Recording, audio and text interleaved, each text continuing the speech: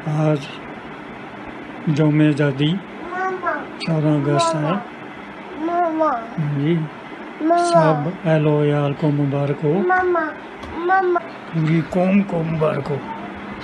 جب ہند پاکستان کی تقسیم ہوئی تو اس وقت میں 15 سال کا تھا، یعنی سن 1932 کی پیدائش تھی۔ جب وہاں سے ہم پاکستان کی طرف لوٹے تو ان کے تمام حالات میری نظروں پہ ہیں، جو میں وہ بھی بیان کروں گا، اور جہاں ہم رہتے تھے ان کا بھی پورا احاطہ کروں گا۔ میں ہندوستان میں موضع باکرپور، تحصیل بلات، ریاست کپورتھلے کا رہنے والا تھا۔ ہمارا گاؤں میں تمام ہمارے اہل و عیال، چاچے تائے ہی رہتے تھے، برادری رہتی تھی، اور کوئی غیر گاؤں میں اور لوگ نہ رہتے تھے۔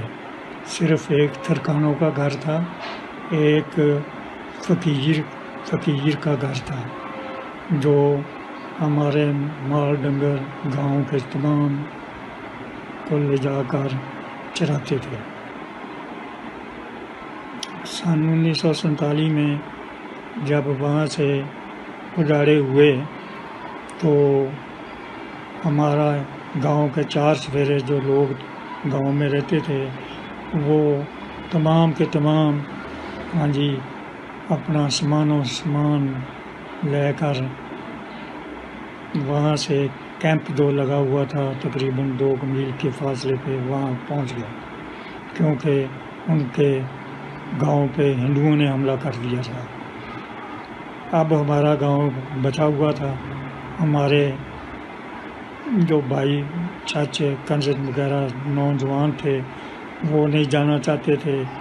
جب انہوں نے جس تمام حالات دیکھے تو مجبوراً ان کو بھی گاؤں چھوڑنا پڑا۔ تو گاؤں چھوڑتے ہوئے کچھ مختصر سامان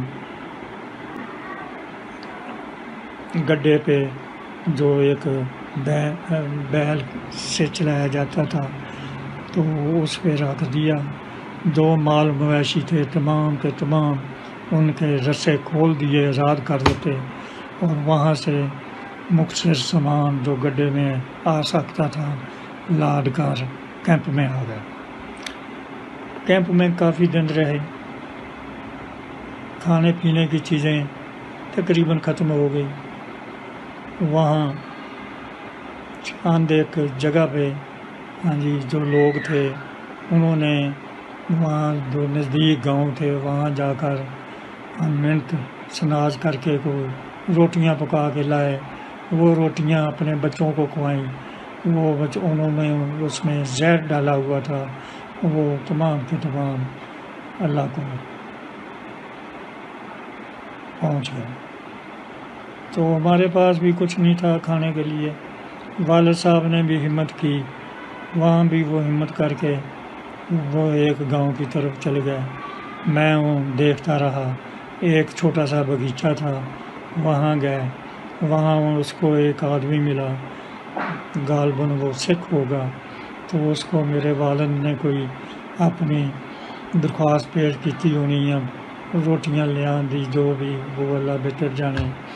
تو میرا باپ وہاں بیٹھا رہا، میں دیکھتا رہا۔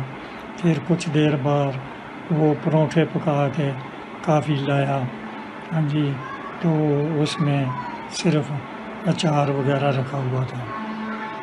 وہ لا کر میرے باپ نے پہلے ہر روٹی سے ایک ایک لقمہ اتار کے جو نزدیک کتے پڑے بیٹھے ہوئے تھے ان کو ڈالے، تاکہ ری ایکشن دیکھے کہ زہر تو نہیں ہے۔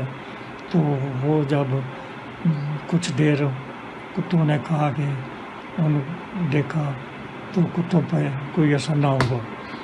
تو اس کے بعد میرے والد صاحب نے وہ روٹیاں اپنے اہل و عیال میں تقسیم کر کے مختصر دے دی۔ چند دن کے بعد ہمارا قافلہ پھر وہاں سے کوچ ہوا، چلتے چلتے ایک جگہ پھر قافلہ ٹھہر گیا، وہاں بھی بڑی مصیبت کے ساتھ گزرگان ہوا۔ وہاں سے پھر چند روز بعد ہی قافلہ پھر رواں دواں ہو گئے۔ وہاں سے ایک جگہ نیچلی جگہ سی، نیچے والی جگہ تھی، وہاں پڑاؤ ڈال دیا۔ ایک طرف سڑک تھی، ایک طرف ٹرین کی لائن تھی، تو وہ ٹرین کے نیچے سے پانی گزرتا تھا، وہاں سے گڈھے گڈھے کھڑے کر کے